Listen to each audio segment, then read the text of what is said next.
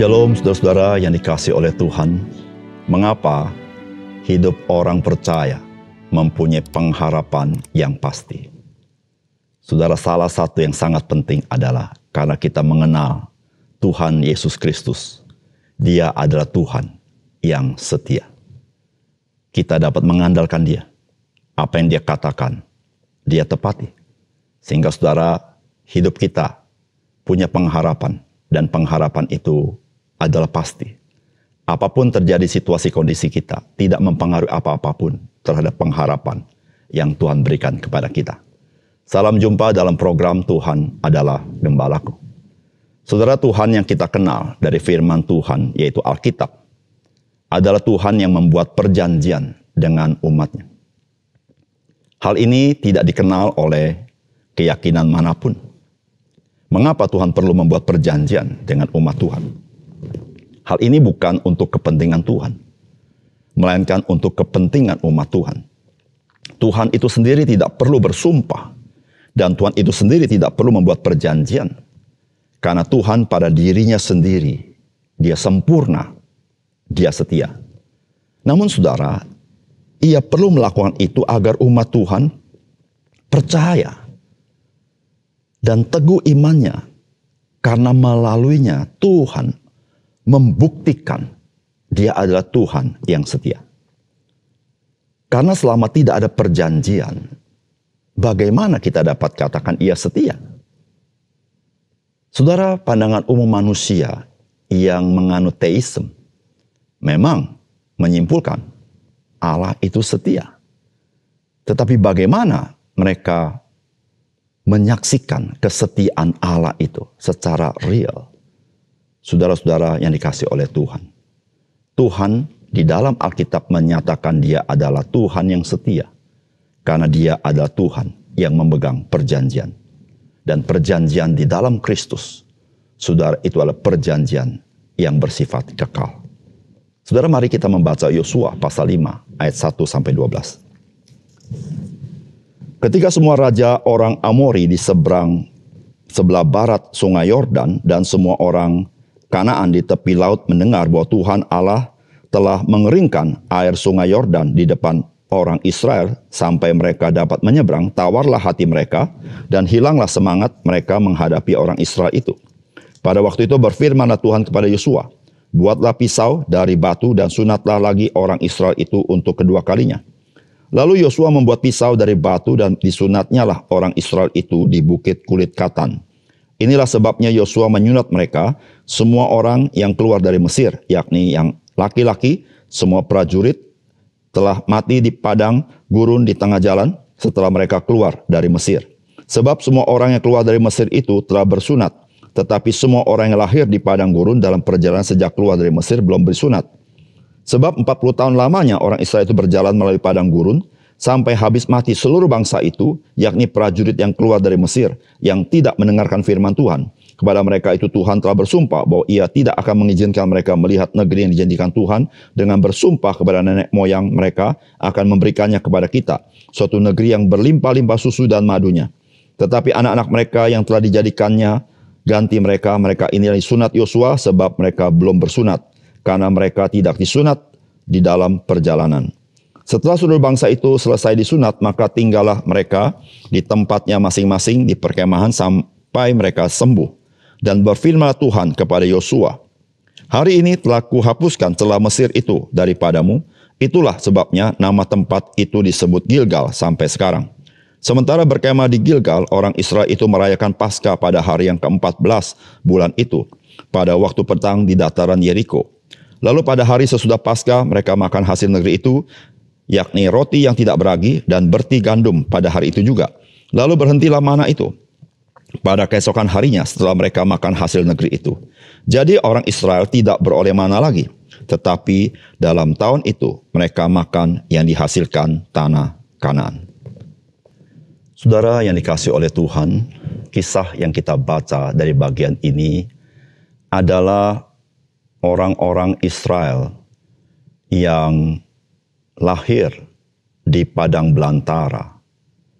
Mereka lah yang masuk ke tanah perjanjian, sedang orang-orang Israel yang keluar dari tanah Mesir para pasukan itu, mereka binasa di padang belantara karena mereka tidak percaya. Saudara, orang-orang generasi baru ini belum disunat. Sehingga saudara, Tuhan sebelum mereka terus memasuki tanah perjanjian, maka Tuhan memerintahkan mereka untuk disunat. Saudara, sunat adalah tanda perjanjian Tuhan dengan umat Tuhan. Oleh karena itu, Tuhan sekali lagi meneguhkan tanda perjanjian itu kepada bangsa Israel, generasi baru yang masuk ke tanah perjanjian. Saudara, apakah pesan firman Tuhan bagi kita? Saudara, yang pertama, ketidaksetiaan manusia tidak membatalkan kesetiaan Tuhan. Saudara, firman Tuhan berkata, sebab 40 tahun lamanya orang Israel berjalan melalui padang gurun, sampai habis mati seluruh bangsa itu, yakni prajurit yang keluar dari Mesir, yang tidak mendengarkan firman Tuhan. Kepada mereka itu Tuhan telah bersumpah bahwa ia tidak akan mengizinkan mereka melihat negeri yang dijanjikan Tuhan, dengan bersumpah kepada nenek moyang mereka, dan akan memberikannya kepada kita, suatu negeri yang berlimpah-limpah susu dan madunya. Tetapi anak-anak mereka yang telah dijadikannya ganti mereka, mereka itulah yang disunat Yosua, sebab mereka belum bersunat karena mereka tidak disunat dalam perjalanannya. Saudara, bangsa Israel yang keluar dari tanah Mesir ternyata adalah bangsa yang tegar tengkuk. Saudara, bangsa Israel yang keluar dari tanah Mesir, saudara-saudara, mereka binasa selama 40 tahun dalam perjalanan menuju tanah perjanjian. Saudara, mereka memang keluar dari tanah Mesir, tapi mereka keluar bukan sebagai orang percaya. Mereka senantiasa menunjukkan ketidakpercayaan mereka kepada Tuhan, sehingga mereka tidak masuk ke tanah perjanjian. Saudara yang kasih dalam Tuhan, orang-orang yang keluar dari tanah Mesir, mereka sudah mendapatkan tanda sunat. Namun sunat itu menjadi sia-sia tanda itu. Karena apa? Karena mereka tidak percaya kepada Tuhan. Saudara, orang-orang yang masuk ke tanah perjanjian adalah orang-orang yang percaya. Dan saudara, sebagai tanda perjanjian Tuhan kepada mereka, maka Tuhan menyuruh mereka disunat.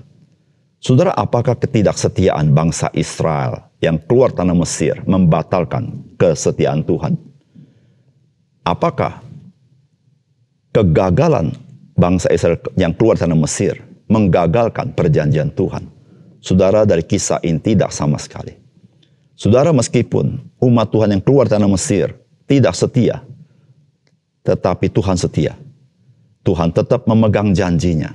Oleh karena itu, saudara, hari ini kita baca bagaimana Tuhan di generasi selanjutnya, Tuhan kembali memberikan tanda perjanjian, yaitu sunat kepada generasi selanjutnya. Saudara, firman Tuhan berkata begini di dalam kitab Roma pasal yang ketiga, ayat yang ketiga dan keempat dikatakan begini. Jadi bagaimana jika di antara mereka ada yang tidak setia? Dapatkah ketidaksetiaan itu membatalkan kesetiaan Allah? Sekali-kali tidak.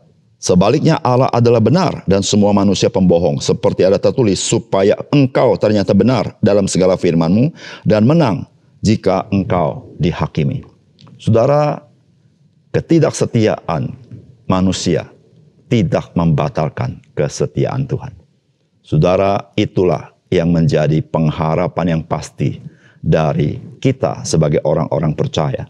Saudara, di dalam 2 Timotius pasal 2 ayat 13, jika kita tidak setia, Dia, yaitu Tuhan, tetap setia, karena Dia tidak dapat menyangkal dirinya. Saudara yang kasih oleh Tuhan, jikalau Tuhan kita adalah Tuhan yang setia, saudara, biarlah sebagai orang percaya yang selalu memandang kepada Yesus, saudara, kita didapati sebagai hamba-hamba yang setia, anak-anak Tuhan yang setia kepada Tuhan. Sehingga saudara, kita boleh memancarkan terang Tuhan di tengah-tengah dunia ini.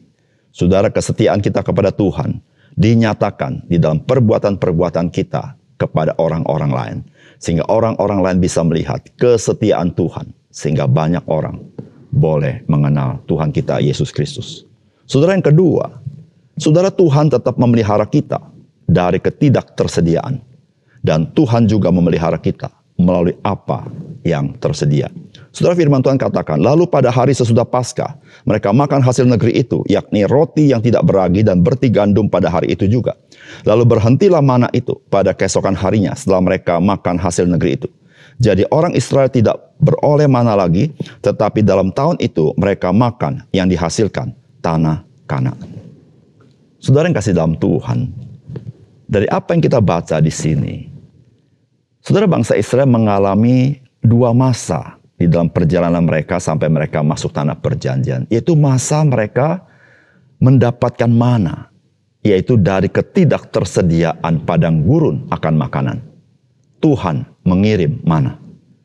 Tetapi saudara, ketika mereka masuk tanah perjanjian dan mereka bisa menghasilkan roti dan dari berti gandum, saudara, Alkitab berkata, berhentilah mana itu. Saudara, roti dan berti gandum itu diusahakan, dihasilkan dari bumi. Nah saudara, kita melihat di padang gurun, di dalam ketidaktersediaan, masuk tanah perjanjian, di dalam kesediaan, saudara, umat Tuhan dipelihara oleh Tuhan. Saudara, di dalam ketidaktersediaan, maka Allah langsung turut campur menyediakan mana itu kepada mereka. Namun ketika mereka masuk tanah perjanjian, Tuhan yang memberkati tanah itu, maka umat Tuhan di dalam berkat Tuhan bisa menuai hasilnya, saudara-saudara. Nah saudara, kita perhatikan bahwa jikalau engkau dan saya bisa menghasilkan, bisa menikmati dari apa yang kita kerjakan, saudara jangan lupa ada Tuhan yang memelihara kita. Saudara, ketika kita pun mungkin menghadapi situasi di dalam ketidaktersediaan, maka kita percaya kepada Tuhan. Maka firman Tuhan berkata begini, bahwa manusia itu hidup bukan dari roti saja, tetapi dari setiap firman yang keluar dari mulut Allah. Saudara, ketidaktersediaan tidak berarti Tuhan mengabaikan kita. Ketidaktersediaan justru berarti Tuhan ingin menyatakan kuasa dan kasih-Nya. Ketersediaan yang Tuhan sediakan, itu menunjukkan kepada kita bahwa Tuhan mengasihi kita. Tuhan memberikan kita kekuatan, Tuhan memberikan kita hikmat supaya kita mengelola seluruh ketersediaan itu, supaya kita menikmati berkat-berkat Tuhan. Oleh karena itu, saudara yang kasih dalam Tuhan, ketersediaan yang engkau dan saya miliki, saudara jangan lupa, itu adalah berkat yang Tuhan berikan kepada kita. Dan saat kita menghadapi ketidaktersediaan, percayalah, Tuhan, Dia langsung akan melakukan perbuatan-perbuatannya yang ajaib. Karena Tuhan, Dia yang menebus kita. Karena Tuhan, Dia yang mencintai kita. Dan Dialah Tuhan yang adalah gembala kita. Saudara, mari kita berdoa. Bapa kami surga, terima kasih untuk kebenaran firman-Mu. Biarlah firman-Mu sekali lagi menolong kami melihat betapa setianya Tuhan. Dan juga betapa Tuhan, Engkau ajaib di dalam pemeliharaan-Mu. Baik dalam keadaan ketidaktersediaan maupun dalam keadaan yang ada kesediaan. Tuhan, semuanya ada dalam pemeliharaan Tuhan. Terima kasih untuk firman-Mu. Dalam nama Tuhan Yesus kami berdoa. Amin.